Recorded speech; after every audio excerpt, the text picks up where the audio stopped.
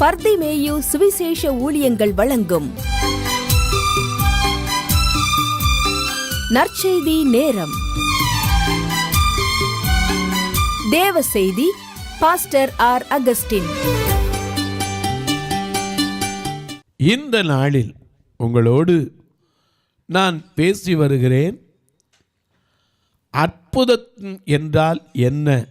ஒரு சின்ன பெண் கேட்டாங்க. அற்புதம்னா என்ன? நம்மளே பார்த்து ஆச்சரியப்படுறதான் அற்புதம். வேதத்தில் பாருங்க, ஒரு மனுஷன் அவன் போன அதே இடத்துல நடந்ததை பார்த்து பிரமிச்சான். அதுதான் அற்புதம். லூக்கா எழுதின சுவிசேஷத்திலே 5ஆம் அதிகாரத்துக்கு உங்களுடைய வேதத்தை திருப்பிக் கொள்ளுங்கள். அதில் ஒரு மனுஷன் கண்டது தான் அவனை ஆச்சரியப்பட வைத்தது. ஏன்னா அவன் ஒரே நாளுக்கு முந்தி எல்லா நேரமும் தேடி தேடி தேடி கடைசியில் சோர்ந்து போய் வந்து நின்னான். அப்போ தான் இயேசு அவனை சந்திக்கிறார். அவன் சந்தித்த உடனே கீழ்ப்படிஞ்சான். அவன் சொன்ன வார்த்தைக்கு கீழ்ப்படிந்ததுனால அற்புதம் நடந்துச்சு. இன்றைக்கி உங்களுக்கும் அற்புதம் நடக்குன்னா நீங்கள் முதல்ல ஆண்டவருடைய வார்த்தையை விசுவாசிக்கணும், நம்பணும்.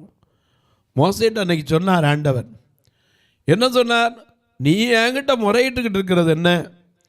உன் கையில் வச்சிருக்கியப்பா அந்த கோல், அதை ஓங்கி அந்த சமுத்திரத்து மேலே நீட்டி 2 பிளந்து விடுன உடனே பிளந்தாங்க. ஜனங்களெல்லாம் வெட்டாந்தரையில் நடந்து வருது போல போனாங்க. பின்னாடி வந்த எகிப்தியனும் அவங்கள பின்தொடர முயற்சித்து சமுத்திரத்தை அப்படியே கர்த்தர் பின்னாடி திருப்பின போது அவர்கள் மூழ்கடிக்கப்பட்டார்கள். அவர் சொன்ன வார்த்தையின்படி எகிப்தியர் அதுக்கப்புறம் என்ன செய்யலை, பார்க்கவே இல்லை. இந்த நாளிலும் உங்களோடு அற்புதம் என்றால் என்ன, அதிசயம் என்றால் என்ன, மிராக்கிள், எ ஒண்டரஸ் மிராக்கிள், வாவ் அப்படிங்கிறமே ஆங்கிலத்தில். என்ன அற்புதம் அப்படிங்கிறமே. அந்த சில கண்களுக்கு அற்புதம். இன்றைக்கி கொடைக்கானல் போனீங்கன்னா கண்களுக்கு காட்சி பூத்திருக்கிற அந்த மலர் கண்காட்சி அற்புதமாக இருக்கும். குற்றாலத்துக்கு போனீங்கன்னா குளிச்சா அற்புதம். ஏன்னா கண்பார்வையே நல்ல கடைக்கு போனீங்கன்னா சாப்பிட தான் அற்புதமான சமையல். மிக அற்புதத்தில் பலவிதம் இருக்குது. ஆனால் ஆண்டவரிடத்தில் வந்து அவருடைய வார்த்தையை நம்பி அவர் சொன்னதை செஞ்சால் நீங்களும் நானும் பிரமிக்கத்தக்க அற்புதத்தை செய்வார். இப்போ எல்லாரும் லூக்கா 5ஆம் அதிகாரத்தில் முதல் வசனத்திலேருந்து திருப்பிக்கங்க. இப்போ நீங்களும் நானும் எல்லாம் எடுக்கிற வரைக்கும் சேர்ந்து பாடுவோமா? எப்படி பாடுவேனா என் இயேசு எனக்கு செய்ததை, எப்படி பாடுவேனா என் இயேசு எனக்கு செய்ததை, ஆயுள் முழுவதும் என் கர்த்தருக்காய் அதும ஆதாயம் செய்வேன், ஆயுள் முழுவதும் என் கர்த்தருக்காய் அதும ஆதாயம் செய்வேன். எப்படி பாடுவேனா என் இயேசு எனக்கு செய்ததை, எப்படி பாடுவேனா இயேசு எனக்கு செய்ததை, ஆயுள் முழுவதும் என் கர்த்தருக்காய் அதும ஆதாயம் செய்வேன், ஆயுள் முழுவதும் என் கர்த்தருக்காய் ஆதாயம் செய்வேன்.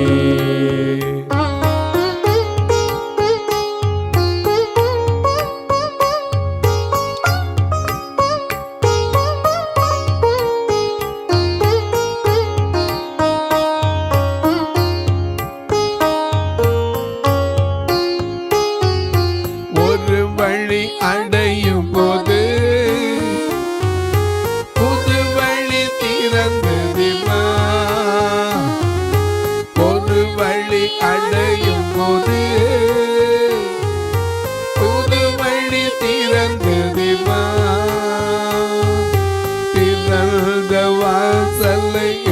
வாழ்க்கையில், திறந்த வாசல் என் வாழ்க்கையில், அடங்காத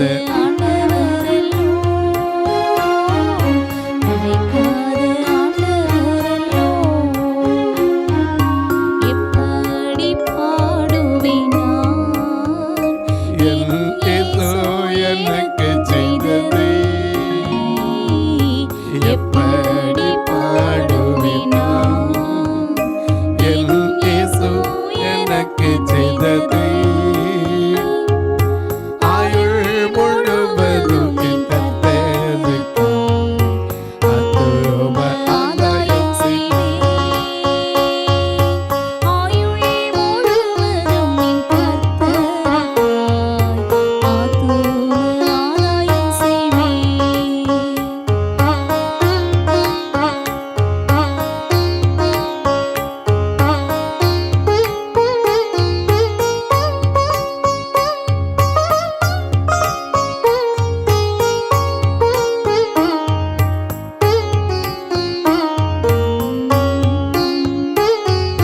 கடந்து வந்த பாதையில்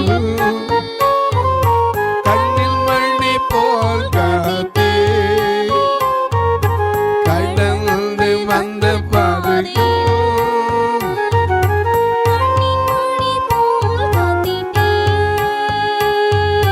கடுகளவும் குறை வைக்காமல்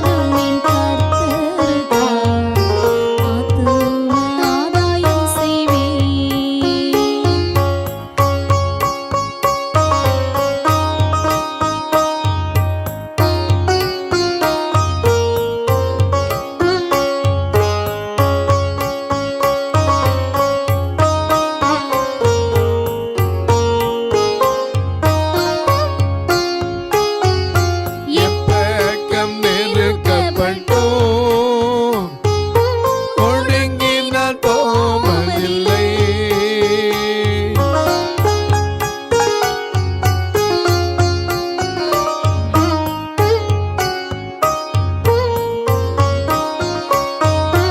எப்பக்கம் நெருக்கப்பட்டோம்,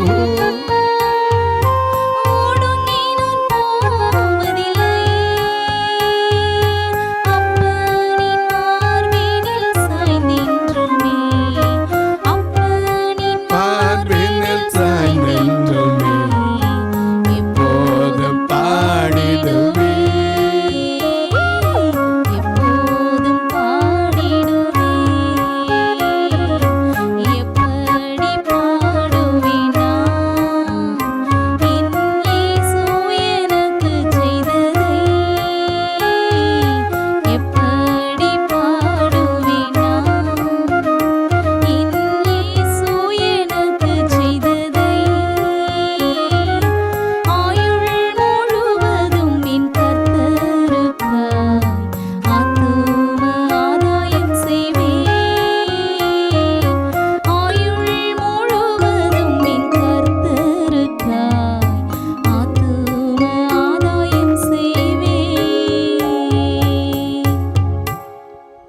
எல்லாம் எடுத்திருப்பீங்க.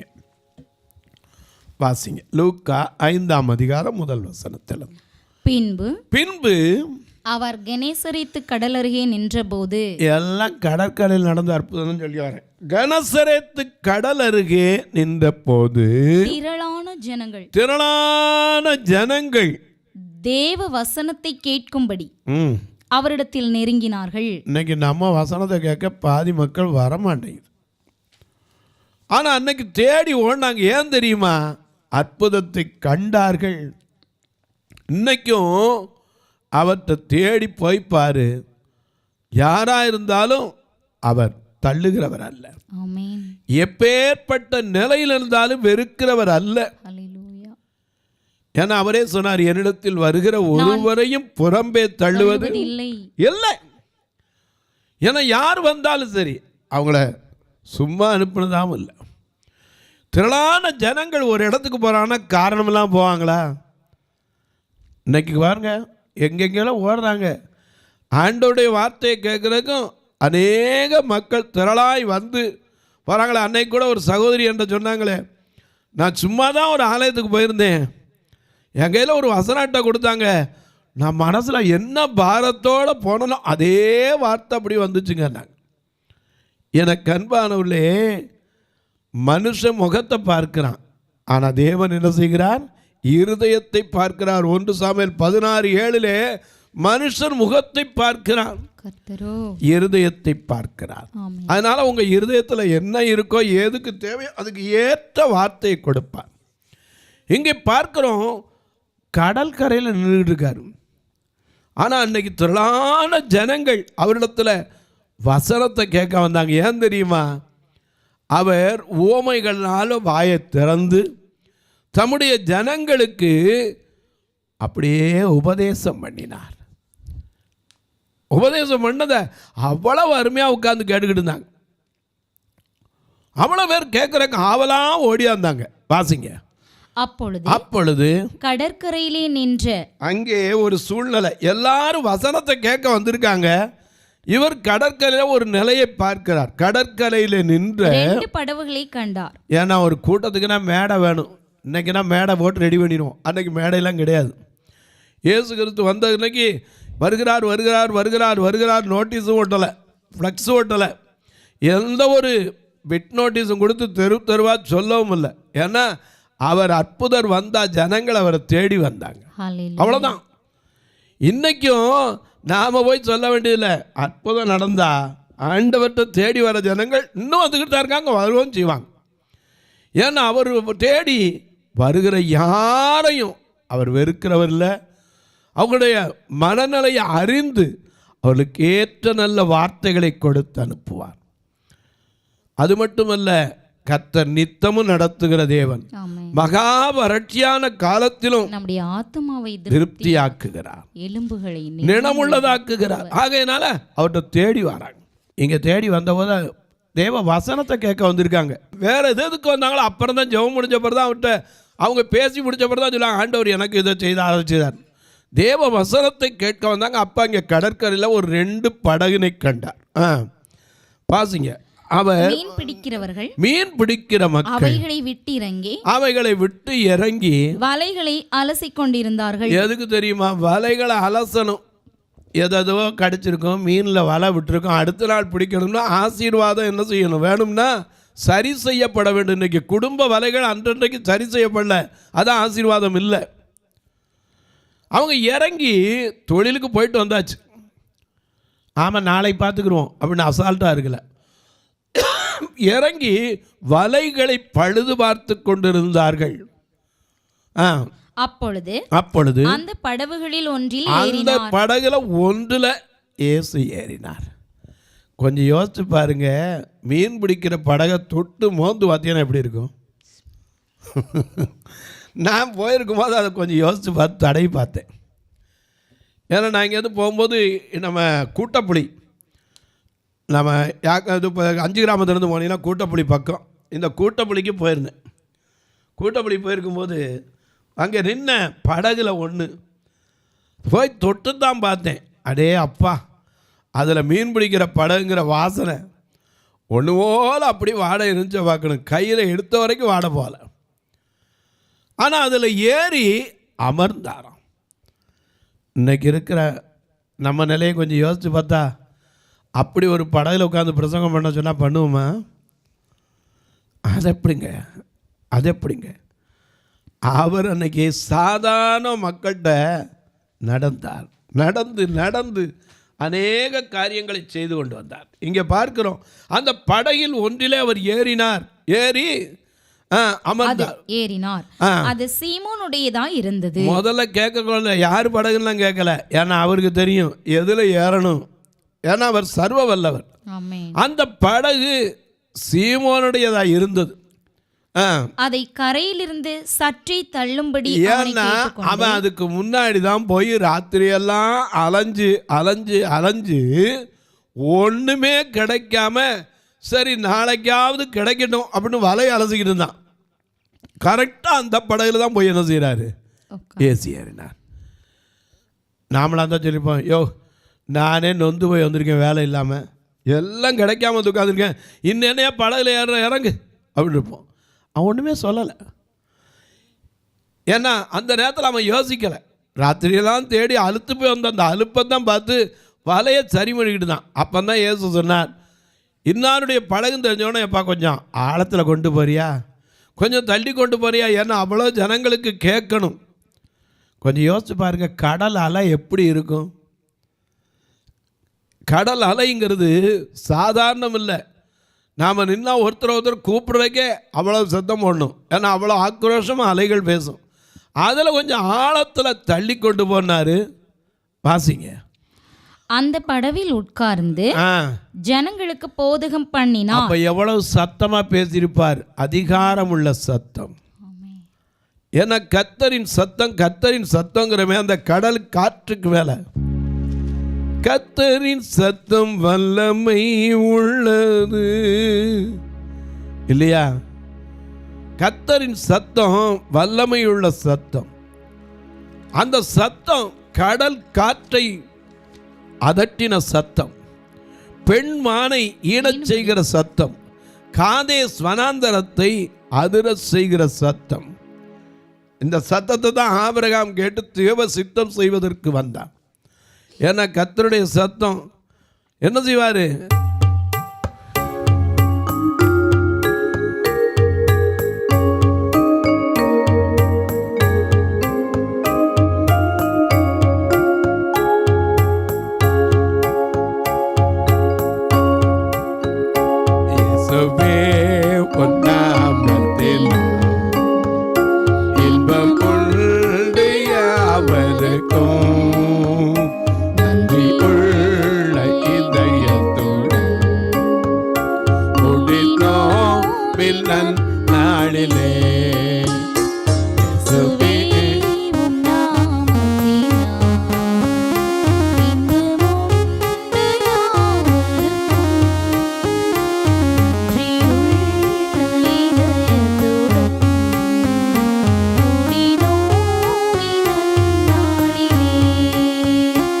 எங்கள் தேவனே எங்கள் ராஜனே, எங்கள் தேவனே எங்கள் ராஜனே, என்றும் உம்மையே சேவிப்போம்.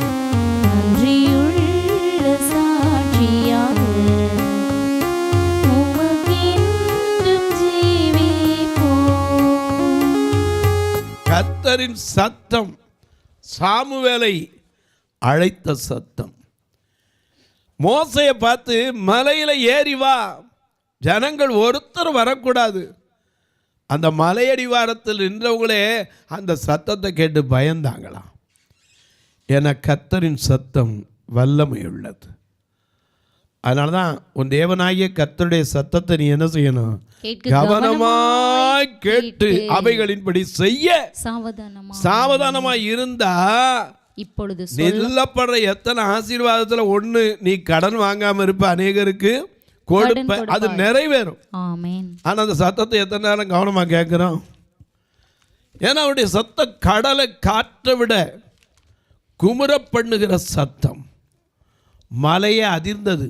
அன்னைக்கு கர்த்தர் பேசினார், இன்னைக்கும் பேசுவார். இயேசுநாதர் பேசினால் அவர் என்ன பேசுவார், ஏழை நெஞ்சம் அமைதி கொள்ள என்ன கூறுவார். ஆண்டவரே சொல்லும் அடியேன் கேட்கிறேன். இதுதான் நாம் கேட்க வேண்டிய பாணி. அன்னைக்கு சாமுவேல் தான் செஞ்சான். இங்கே பார்க்கிறோம், படகுல ஏறி உட்கார்ந்து கொஞ்சம் தள்ளுப்பா, கொஞ்சம் ஆழத்தில் கொண்டு போனார். அங்கே உட்காந்து பிரசங்கம் பண்ணார். எந்த ஆம்பிளிஃபயர், எந்த மிக்சர், என்ன இருந்துச்சு? ஒன்றும் கிடையாது. எவ்வளோ சத்தம் போட்டு பேசியிருப்பார். எனக்கு அன்பானுளே, அப்படி பேசின உடனே அவர் போதகம் பண்ணி முடித்த பின்பு எவ்வளவு நேரம் பேசினார்னு எழுதப்படலை. ஏன்னா இன்னைக்கு போதகம் பண்ணுறது ஆவியானவருடைய நடத்துதலுக்கு. ஆனால் இன்னைக்கு நம்ம அப்படி இல்லை, டைம் வச்சுருவோம். 10 நிமிஷம் போச்சுன்னா சரி, ஓய் தெரியாதா, டைம் வந்துருச்சுலாமோ. ஏன்னா கர்த்தருடைய வார்த்தைக்கு கிடைக்கக்கூடாத ஒரு காலம் வரும். அதனால அவருடைய வார்த்தை ஆவியானவருடைய நடத்துதலுக்கு நாம் விட்டு கொடுத்தோன்னா அவர் யாருக்கு எதை சொல்லணுமோ கரெக்டாக சொல்லி முடிப்பார். ஏன்னா அவருக்கும் காலம் தெரியும், நேரம் தெரியும், எல்லாம் கரெக்டாக செய்வார். நாம் தான் நமக்கு தான் தெரியுங்கிற மாதிரி சொல்லிக்கிறோம், போகட்டும். அவர் பேசி முடித்த பின்பு சீமோனை நோக்கி ஆழத்திலே தள்ளி கொண்டு போய், இன்னும் கொஞ்சம் ஆழத்தில் தள்ளி கொண்டு போய். இப்போ ஏற்கனவே முதல்ல கொஞ்சம் தண்ணீரில் தள்ளி போனார்.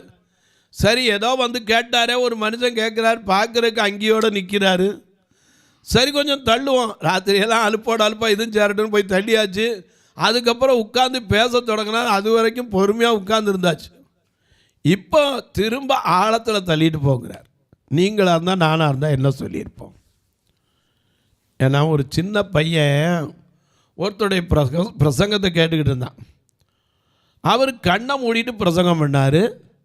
எல்லாம் ஒவ்வொருத்தராக எந்திரிச்சு போயிட்டாங்க. ஒரே ஒருத்தன் உட்காந்து தான் கண்ணை திறந்து பார்த்தாரு. தம்பி வாப்பா, என்ன என் பிரசங்கத்தில் அவ்வளோ ரசனையாக உட்காந்து கேட்குறேன்னாரு. அவன் சொன்னான், அதெல்லாம் ஒன்றும் கிடையாது, நீங்கள் உட்காந்துருக்கீங்கல்ல பலகா, அது எங்கள் அம்மா கொடுத்து விட்டுருந்தாங்க. அவர் எவ்வளோ நேரம் பேசினாலும் இருந்து வாங்கிட்டு வந்துடுறான்னாங்க, அதுதான் உட்காந்துருக்கேன் நான். ஏன் சொல்கிறேன், ஜனங்கள் இன்றைக்கு வார்த்தையை கேட்கறதுக்கு எத்தனை பேர் காவல் உண்டு? ஏன்னா நம்ம சூழ்நிலையை பார்ப்போம். பகல்லாம் வேலை பார்த்துட்டு வர, ராத்திரியில் டயத்துக்கு முடிங்கப்பா. அவன் அப்படித்தான் இருந்திருப்பான். பேதுரு சாதாரண மனுஷன், மீன் பிடிக்கிறவன், கடலில் போய் தண்ணியில் கடந்து வந்திருப்பான். எப்படா போய் ரெஸ்ட் எடுப்போம். இப்போ கொஞ்சம் தள்ளினார், பிரசங்கம் பண்ணார், பிரசங்கம் பண்ணி முடிச்சு இப்போ சொல்றார், ஆழத்தில் தள்ளி கொண்டு போய் மீன் பிடிக்கும்படி உங்கள் வலைகளை போடுங்க. அப்பந்தான் அவன் பேச தொடங்கினான். அது வரைக்கும் பேசலை, இப்போ வாசுறான் பாருங்க. அதற்கு சீமோன், ஐயரே, முழுவதும் நாங்கள் பிரயாசப்பட்டோம், ஒன்னும் அகப்படல, ஆயினும் உம்முடைய வார்த்தையின்படியே வலையை போடுகிறேன் என்றார். அந்தபடியே அவர்கள் செய்து தங்கள் வலை கிழிந்து போகத்தக்கதாக. இதுதாங்க அற்புதம், இதுதாங்க அற்புதம், இதுதான் அற்புதம். வலை கிழிந்து போகத்தக்கதாக, அதே இடம், அதே படகு, அதே ஆடு, அதே வலை. ஆனா ஒரு வார்த்தை சொல்லாம கீழ்ப்படிஞ்சான் பாருங்க. ஆண்டோடைய வார்த்தைக்கு கீழ்ப்படிங்க, உங்க குறைவை நிறைவாக்குவார். ஏன்னா இன்னைக்கு நம்ம சொல்றோம்ல, ஒரு குறைவில்லாமல் காத்து வந்தீரே, கோடி ஸ்தோத்திரமே, என்னை அதிசயமாக நடத்தி வந்தீரே, 1000 ஸ்தோத்திரமே, 10,000 ஸ்தோத்திரமே. குறைவில்லாமல் காக்கும் தேவன், குறைவுகளை நிறைவாக்குகிறவர். வேதம் சொல்லுது, என் தேவன் தம்முடைய மகிமையின் செல்வத்தினால் உங்கள் குறைவுகள் எல்லாம் கிறிஸ்துவுக்குள் மகிமையிலே நிறைவாக்குவார். மகிமையில இம்மையிலே நிறைவாக்குவார். நான் சொல்றேன், அப்புறம் தான் மறுமையில. இம்மைக்கும் மறுமைக்கும் ஆசீர்வதிக்க வல்லவர். அவர் இம்மையில ஆசீர்வதித்தார். அவனே கண்டான், ஆச்சரியப்பட்டு, ஆண்டவரே என்னை விட்டு போயிரு, நான் பாவியான மனுஷன். இன்றைக்கு சொல்றேன், எத்தனை தடவை நீங்கள் சோர்ந்து போயிருப்பீங்களோ, எத்தனை வருஷமாக சோர்ந்து இருக்கீங்களோ, துன்பத்தை கண்ட நாட்களுக்கு சரி கட்டுதலை காணுவீங்க. நிச்சயமாக சொல்கிறேன், நீங்கள் கடன் வாங்குறவங்களா இல்லை, கொடுக்கிறவங்களா மாறப்போகிறீங்க. தொலைக்காட்சியில் பார்க்குற என் அன்பு மக்களே, இந்த நிகழ்ச்சியை நாள்தோறும் பார்க்குறீங்க, கேட்குறீங்க, பரவசம் அடைகிறீங்க, நல்லது. இதுக்காக ஒரு வார்த்தை ஜெபம் பண்ணுறீங்களா? இது தொடர்ந்து வருவதற்காக ஜெபிங்க. அது மட்டும் இல்லை, ஒவ்வொரு நாளும் அந்த நிகழ்ச்சிக்கான பொருளாதாரத்தை சந்திக்கப்பட. ஞாயிற்றுக்கிழமை வந்துட்டா எனக்கு ஒரு பாரம் உண்டு. ஏன்னா சபையை மக்களை கூட்டிகிட்டு வரணும், அவங்களுக்கு நல்ல உணவு கொடுத்து அனுப்பணும். ஏன்னா வாரம் வேனுக்கு மட்டும் 4000 ரூபா. இவங்களுக்கு குறைஞ்ச சாப்பாடு சமையல் பண்ணால் ஒரு 10 ரூபாய் வந்துடும். சபையை திறந்தாலே ஒரு 10-15 ரூபா கையில் வச்சுக்கிட்டு தான் இருக்கணும். ஏன்னா பார்வையில்லாத மக்கள் அவங்ககிட்ட வர்ற காணிக்கை எதிர்பார்க்கலை. காணிக்கை என்றதுக்கு போல எத்தனை பேர் வர்றாங்க அந்த ஆத்துமாக்களை எண்ணி ஒருத்தரும் குறையில்லாமல் அனுப்பணும். உங்கள் பிறந்த நாள், திருமண நாள் போன்ற நல்ல நாட்களிலே இப்படிப்பட்ட காரியத்திற்கு உதவலாம். கட்டுமான பணிக்கு எத்தனையோ நிற்குது. சில நேரம் ஐயா பார்வையற்றவங்களுக்கு முக்கிய தேவை ஊன்றுகோல் நடக்கிறதுக்கு ஒரு வேதாகமம், நல்ல துணிமணி, இதுக்கு உதவலாம். மரித்தா கூட சொந்தக்காரன் மனசார வரமாட்டான். பார்வை இழந்த சிறு பிள்ளைகள் எத்தனையோ பேர் வர்றாங்க, கல்வியில் இருக்கிறவங்க. ஐயா எங்களுக்கு அம்மா அப்பா இல்லையா, எங்களை கைவிட்டாங்க, டவுசர் சட்டை எடுத்துக்கொடு. எத்தனை சின்ன பிள்ளைகள் வருகிறாங்க. இப்படிப்பட்ட பிள்ளைகளுக்கும் உதவி செய்யணும். வயது முதிர்ந்தோர் வருவாங்க, வாலிபர் வர்றாங்க. வருஷத்துக்கு ஒரு பார்வை இழந்த பெண்ணுக்காக திருமணம் செய்வதிப்பது எங்கள் சபையில் வழக்கம். இப்படிப்பட்ட காரியங்களுக்கு நீங்கள் கர்த்தர் ஏவினால் உதவலாம். எப்படி உதவ? 2 நம்பர் வந்துக்கிட்டே இருக்கும், ஜிபே, ஃபோன்பேலாம். அதில் தொடர்பு கொள்ளலாம். உங்கள் ஜெபக்காரி எது இருந்தாலும் காலை 10லேருந்து 5 மணிக்குள்ளே தாராளமாக சொல்லுங்கள். உங்களுக்காக ஜெபிக்க காத்திருக்கு. இப்போ ஜெபிக்கட்டுமா? நல்ல பிதாவே, அற்புதம் என்றால் என்ன? அந்நிய கண்கள் அல்ல, உன் சொந்த கண்களை காணும். யோபு சொன்னானே, என் மீட்பர் உயிரோடு இருக்கிறார் என்றும் கடைசி நாளில் அவர் பூமியின் மேல் நிற்பார் என்றும் நான் அறிந்திருக்கிறேன்.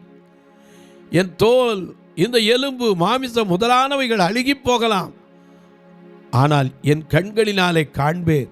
அந்நிய கண்கள் அல்ல, என் சொந்த கண்கள் காணும் என்று சொன்னானே. அந்தப்படி நீங்க விசுவாசித்தா உங்க கண்களுக்கு நேராக அற்புதத்தை செய்கிற தேவன் இன்றைக்கும் ஜீவிக்கிறார். அவர் அற்புதர், அதிசயமானவர், ஆறுதல் தருகிறவர், சர்வ வல்லவர். அவர் நல்லவர். அன்பின் தெய்வமே, நீர் கொடுத்த வாக்கை ஒவ்வொருவருக்கும் ஏற்ற காலத்தில் நிறைவேற்றும். இயேசுவின் நாமத்தில் ஜெபிக்கிறேன் நல்ல பிதாவே, ஆமென். சபை ஆராதனை ஞாயிறு காலை 10 மணி முதல் 12 மணி வரை. இடம் பர்திமேயு சுவிசேஷ ஆலயம், அன்னை சத்யா நகர், இளமனூர் அஞ்சல், சக்கிமங்கலம் வழி, மதுரை மாவட்டம். பின்கோட் 625201 மற்றும் பர்திமேயு சுவிசேஷ ஜெப வீடு, flat number 107, Eden garden, Muthur, Tirunelveli. Pincode 627011. சிறப்பு உபவாச கூட்டம் ஒவ்வொரு மாதமும் 2வது சனிக்கிழமை காலை 10 மணி முதல் 1 மணி வரை நாகர்கோவில் YMCA ஹாலில் வைத்து நடைபெறுகிறது. மற்றும் ஒவ்வொரு மாதமும் 4வது சனிக்கிழமை காலை 10 மணி முதல் 1 மணி வரை திருநெல்வேலி புதிய பேருந்து நிலையம் அருகில் உள்ள கிரேஸ் ஹாலில் வைத்து நடைபெறுகிறது.